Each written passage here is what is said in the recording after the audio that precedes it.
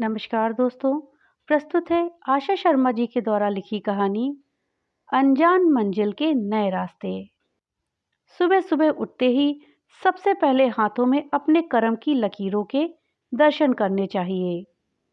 माँ की यह बात मंजूड़ी के दिमाग में ऐसी फिट बैठी हुई थी कि हर सुबह नींद खुलने के साथ ही उसके दोनों हाथ मसलकर अपने आप ही आंखों के सामने आ जाते हैं। ये अलग बात है कि मंजूड़ी को इनमें आज तक किसी देव के दर्शन नहीं हुए। अपने कर्म की लकीरों से सदा ही शिकायत रही है, और हो भी क्यों नहीं। दिन उगने के साथ ही उसे रोजमर्रा की छोटी छोटी जरूरतों के लिए भी जूझना पड़ता है। समस्या एक हो तो गिनाए भी, यहाँ तो अंबार लगा है। उठते ही सबसे पहले समस्या आती है फारिग होने की। बस्ती की बाकी लड़कियों के साथ उसे भी किसी पीकर खाली की गई ठंडे की बोतल लेकर मुंह अंधेरे ही निकलना पड़ता है।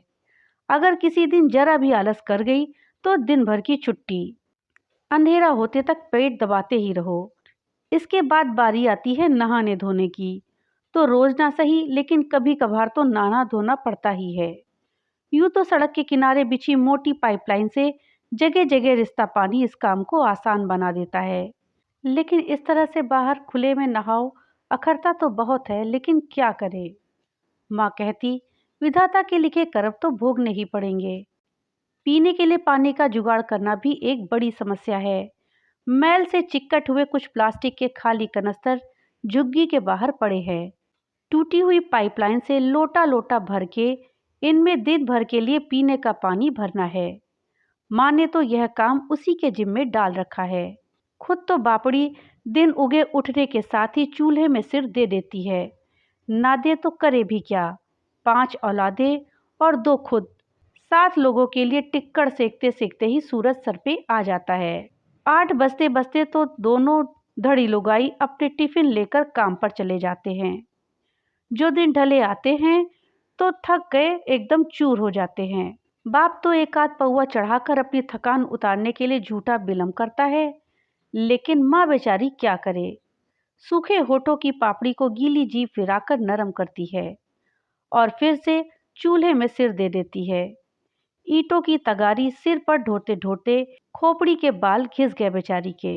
अरे मजूड़ी, सूरज सिर पर नाचड़ लाग रियो है। इब तो उठ जा मर जानी। बेगी से मैडम जी को काम सल्टा के आ जा। मैं और तेरो बापू जा रिया। हाँ, और सुन, मुकेशिया ने ज्यादा मुंह मत लगाया कर। छुट्टा साण हो रखा है आजकल। माँ ने एकजुट सिली पानी की बोतल प्लास्टिक की थैली में रखते हुए कहा, तो मजूड़ी ने अपनी खाट छोड़ी और अंगड़ाई लेने लगी। झुग्गी में पड़े पड़े ही बाहर देखा। रामूड़ा अपनी खाट पर नहीं दिखा। उसका प्लास्टिक का थैला भी अपनी ठौर पर नहीं था। बेचारा रामूड़ा मुंह अंधेरे ही कांच प्लास्टिक की खाली बोतलें चुगने निकल जाता है। ना जाए तो क्या करे। यह भी तो चुगने वालों में होड़ लगी रहती है। जो सोए वो खोए।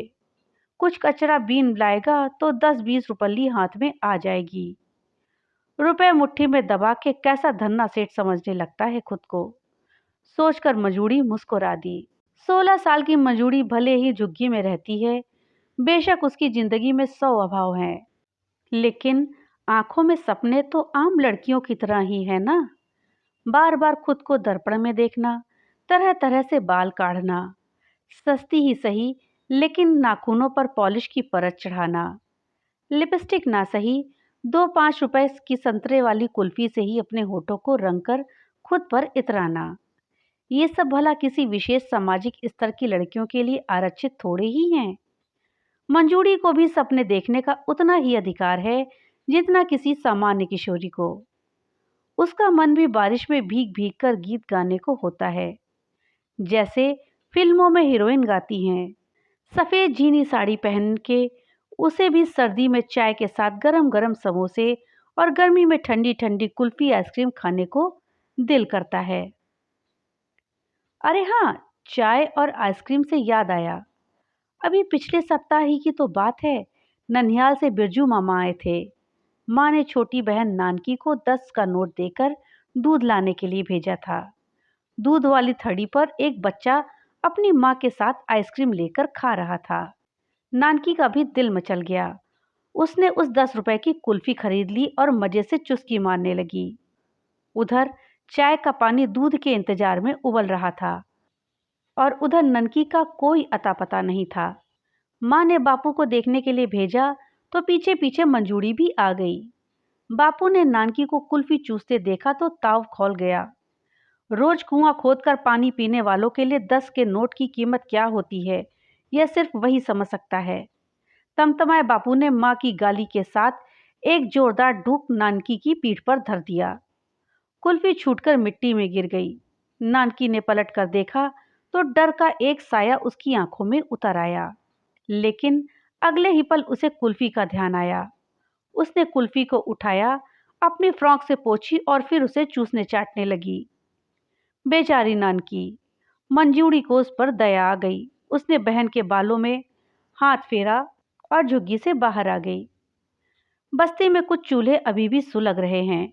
दीनू काका कीकर की छांव में बैठे बीड़ी फूंक रहे हैं। सरबती ताई खाट पर पड़ी खांस रही है। बिमली का छोरा झुग्गी के बाहर रखी 2 ईंटों पर अपना सुबह का पहला काम निपटा रहा है। 2 पिल्ले उसके निपटने के इंतजार में आसपास मंडरा रहे हैं। एक तरफ 3-4 बच्चे धींगा मस्ती कर रहे हैं। मुकेश अपनी ऑटो साफ कर रहा है। उसके एफएम पर तेज गाने बज रहे हैं। मुकेश ने उसकी तरफ देखा और मुस्कुराकर अपनी बाईं आंख दबा दी। मंजूड़ी सकपका कर झुग्गी के भीतर आ गई। छुट्टा साण कहीं का, माँ कहती है मुकेशिया को मुंह मत लगाना। ससुरा ये तो अंग अंग लग चुका। मंजूड़ी बुदबुदाई और फिर से खाट पर पसर गई। हाथ छाती पर चला गया। 10-10 के कुछ नोट अभी भी चोली में दबे पड़े हैं। 3 साल पहले की ही बात है। मंजूड़ी मैडम के घर साफ सफाई करके आई थी। तावड़े ने भी आज धार ही रखी थी लाए बरसाने की। मंजूरी अपनी लुगड़ी को पानी में निचोड़कर लाई और गीली ही ओढ़कर खाट पर पसर गई थी। थोड़ी देर में लुगड़ी का पानी सूख गया। फिर वहां से बाहर निकली उसे भिगोने के लिए। तभी मुकेश सामने आ गया। क्या बात है, बहुत गर्मी चढ़ी है क्या? मुकेश बोला। गर्मी कहाँ, मैं तो ठंड से कांप रही हूँ, मंजूड़ी ने तमक कर कहा। अरे ठंड तो तुझे मैं बताता हूँ, मेरा साथ आ। मुकेश उसका हाथ पकड़कर अपनी झुग्गी में ले गया। झुग्गी सचमुच ठंडी टीप हो रही थी। कूलर जो लगा था, मगर बिजली। मंजूड़ी ने देखा कि उसने बिजली के खंभे पर आंकुड़ा लगा रखा है। मुकेश ने मंजूड़ी को खाट पर लिटा दिया और खुद भी बगल में सो गया। मुकेश उस पर छाने की कोशिश करने लगा। मंजूड़ी ने विरोध किया, लेकिन उसका विरोध थोथा साबित हुआ और मुकेश ने उसे परोठ ही लिया, जैसे कभी कभी बापू उसकी माँ को परोठ लेता है। अब एक झुग्गी में इतने मिनख साथ सोएंगे तो फिर पर्दा कहाँ रहेगा। मंजूड़ी की आंखें मूंदने लगी थी। जब आंखें खुली तो मुकेश पैंट पहन रहा था। उसने भी अपने कपड़े ठीक किए और खाट से नीचे उतर गई। जब कभी गर्मी ज्यादा लगे तो कूलर की हवा खाने आ जाना, कहते हुए मुकेश ने 10-10 के 3-4 नोट उसकी मुट्ठी में ठूस दिए थे। वही नोट आज भी उसकी चोली में कड़कड़ा रहे थे। आज तुम सबको कुल्फी खिलाऊंगी, नोट सहेजती हुई मंजूड़ी भाई बहनों को जगाने लगी। मंजूड़ी को आज मैडम जी के घर जाने में देर हो गई। वो फटाफट उनके काम निपटाने लगी। तभी मैडम जी कॉलेज के लिए तैयार होकर कमरे से बाहर निकली। और दिन तो वह उनको रात के बासी गाउन में ही देखती है, लेकिन आज काली सरवाल और लाल कुर्ता, मैचिंग चप्पल, कंधे पर झूलता पर्स और हाथ में पकड़ा मोबाइल, कानों में लटके झुमके अलग से लगदग कर रहे थे। मंजूड़ी देखती ही रह गई। आंखों में काश वाली एक चमक सी उभरी और फिर धीरे धीरे मंद पड़ती गई। आज बहुत देर कर दी मंजू, मैं तो निकल रही हूँ, तू भी काम फटाफट निपटा दे, साहब को भी जाना है। कहते हुए मैडम जी ने कार की चाबी उठाई और बाहर निकल गई। मंजूड़ी अपने काम में लग गई, लेकिन आंखों के सामने अभी भी हीरोइन सी सजी धजी मैडम ही घूम रही थी। 3-4 दिन बाद जब मंजूड़ी साफ सफाई करने मैडम जी के कमरे में गई तो देखा ड्रेसिंग टेबल पर उनके वही झुमके रखे थे। उसने उन्हें उठाया और अपने कानों से लगा कर देखा, फिर गर्दन इधर उधर घुमाई। खुद ही खुद पर मुग्ध हो गई। कुछ देर यूं ही खुद को निहारती रही। तभी शीशे में साहब जी की छवि देखकर वो अचकचा गई और झुमके वापस रख दिए। तुझे पसंद है क्या? साहब ने प्रेम से पूछा। मंजूरी ने कोई जवाब नहीं दिया। ये ले, पहन ले। विनी के पास तो ऐसे बहुत सारे हैं। साहब जी उसके बहुत पास आ गए थे, इतने पास कि पंखे की हवा से उनके शरीर पर छिड़का हुआ पाउडर उड़कर मंजूरी की कुर्ती पर बिखरने लगा। साहब जी ने जबरदस्ती वो झुमके उसके हाथों में थमा दिए। इसी बहाने उसके हाथों को ऊपर तक और फिर कुछ नीचे भी, गले और छाती तक मसल दिया साहब ने। एक बार तो मंजूरी अचकचा गई, लेकिन फिर उसने झुमके ले लिए। झुमकों की कीमत ज्यादा नहीं लगी उसे। एकमुख समझौता हो गया। साहब जी, मुकेश और मंजूरी सब एक दूसरे की जरूरतें पूरी करने लगे। आजकल मंजूरी काफी खुश नजर आती है, दिन भर गुनगुनाती रहती है। और तो और विनी मैडम के घर भी जानबूझकर देरी से जाने लगी है। बस उसका घर में घुसना और विनी का निकलना लगभग साथ साथ होता है। कभी कभी मुकेश की झुग्गी में ठंडी हवा खाने भी चली जाती है। आज ये कुल्फी किसने खाई रे? माँ ने झुग्गी के बाहर से चूसी हुई कुल्फी की डंडियां उठाते हुए पूछा। मंजूरी लाई थी। नानकी ने पोल खोल दी तो माँ ने मंजूरी को सवालिया निगाहों से घूरा। आज रास्ते में 20 का नोट पड़ा मिला था, उसे से खरीद ली। मंजूरी साफ साफ झूठ बोल गई, लेकिन मन ही मन डर भी गई थी कि कहीं माँ यह झूठ पकड़ न ले। मंजूरी अतिरिक्त सतर्क हो गई। मंजूरी, यह नई फैशन की लाल चोली कहाँ से आई तेरे पास? एक दिन माँ ने कड़कते हुए पूछा। इन माओं के पास भी जाने कैसी चील की सी नजर होती है, कुछ भी नहीं छिपता इनसे। मंजूरी अपनी लुगड़ी में ब्रा को छिपाने की कोशिश करने लगी। अरे बता तो, किसने दी है? माँ ने उसकी लुगड़ी परे फेंक दी। मंजूरी चुप।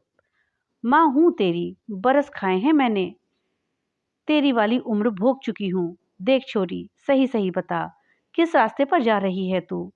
माँ ने उसके कंधे झिझोड़ दिए। मंजूरी पूरी तरह हिल गई। नहीं हिली तो सिर्फ उसकी जुबान। देख मजूरी, हम ठहरी लुगाई जात, मर्द का मैल भी हमें ही ढोना पड़ता है। मुकेशिया और तेरे साहब जी जैसे लोगों के चक्कर में मत आ जाना। अरे ये प्रेम प्यार का तो सोचना भी मत, यह सब हमारे भाग में नहीं लिखा होता। माँ थोड़ी नरम पड़ी तो मजूरी का भी हौसला बढ़ गया।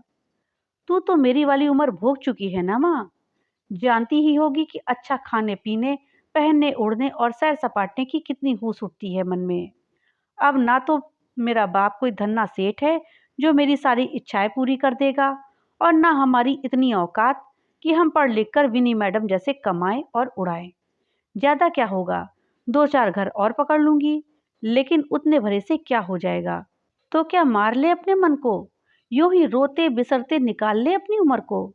तूने तो बरस खाए हैं ना, तू ही कोई इज्जत वाला रास्ता बता दे जिससे मेरे सपने पूरे हो सके। मंजूरी जैसे जैसे बोल रही थी, वैसे वैसे माँ के माथे की लकीरें बढ़ती जा रही थी। अरे करमजली, किस रास्ते पर चल पड़ी है तू? ये मरद जात बड़ी काइया होती है। तू इनके लिए बिस्तर की चादर सी है, नई बिछाते ही पुरानी को उतार फेंकेंगे। कल को कहीं कोई रोग मरज लग गया तो दवा दारू तो छोड़, देखने तक भी नहीं आएंगे। अरे हमारे पास चरित्र के अलावा और है ही क्या? माँ उसके सिर में ठोला देकर फुफकारी। मंजूरी सर झुकाए खड़ी रही। माँ उसे इस हालत में छोड़कर काम पर निकल गई। 4 दिन हो गए मंजूरी काम पर नहीं गई। मुकेश भी कई बार उसके आसपास मंडराया, लेकिन उसने उसकी तरफ नहीं देखा। नानकी 2 दिन से कुल्फी के लिए रिरिया रही है। रामूड़े की जांग उसके नेकर में से झांकने लगी है। खुद उसकी आंखों के सामने विनी मैडम जी जैसे झुमके, बिंदी और क्रीम पाउडर घूम रहे हैं। मंजूरी चरित्र और इज्जत की परिभाषा में उलझती जा रही है। इज्जत इज्जत इज्जत, चाटू क्या इस थोते चरित्र को? क्या हो जाता है इज्जत को जब मुंह अंधेरे मोटियारों के सामने नाड़ा खोलकर बैठना पड़ता है? कहाँ छिप जाता है चरित्र जब खुले में आंख मीच के नहाना पड़ता है? कहाँ चली जाती है लाज शर्म जब रात में माँ बापू के बीच में सांस दबाकर सोने का नाटक करना पड़ता है? मंजूरी खुद को मतने लगी। विचारों के दही में से निष्कर्ष का मक्खन अलग होने लगा। अगर कभी साहब जी ने मेरे साथ जबरदस्ती की होती तो क्या होता, मैं अपनी इज्जत की खातिर दूसरा घर देखती, लेकिन एक बार तो लुट ही गई होती ना। तो फिर क्या हर बार लुटने के बाद घर बदलती? लेकिन कब तक? और तब ना इज्जत बचती और ना ही हाथ में 2 रुपल्ली आती। तो फिर अब जब यह सब मेरी मर्जी से हो रहा है, तो इसमें गलती क्या है? क्या चरित्र की ठेकेदारी सिर्फ हम लुगाइयों की ही है? साहब जी या मुकेशिये पर तो कोई उंगली नहीं उठाएगा। जब वो मेरे जरिए अपना मलब साध रहे हैं, तो फिर मैं ही क्यों इज्जत की टोकरी ढोती फिरूं? मैं भी क्यों नहीं उनके जरिए अपना मतलब साधूं? कोई ना कोई बीच का रास्ता जरूर होगा। रात भर विचारती मंजूरी के मन की गुत्थी सुबह होने तक लगभग सुलझ ही आई थी। आज माँ के जागने से पहले ही मंजूरी उठ गई। सुबह का काम निपटाया, हाथ मुंह धोया, अपने कपड़े ठीक किए, काम पर निकल पड़ी। रास्ते में दवाई की दुकान पर ठिठकी, आसपास देखा, घोड़े की फोटो वाला पैकेट खरीदकर चोली में ठूस लिया। सधे हुए कदमों से चल दी मंजूरी अनजान मंजिल के नए रास्तों पर। दोस्तों, कहानी अगर अच्छी लगी हो तो लाइक और ज़्यादा से ज़्यादा शेयर करिएगा। और हाँ, अगर चैनल पे नए आए हैं तो चैनल को सब्सक्राइब करना मत भूलिएगा। और अपने विचार हमें कमेंट बॉक्स में लिख करके ज़रूर बताइएगा। तो मिलते हैं अगली एक नई कहानी के साथ। तब तक के लिए बाय बाय।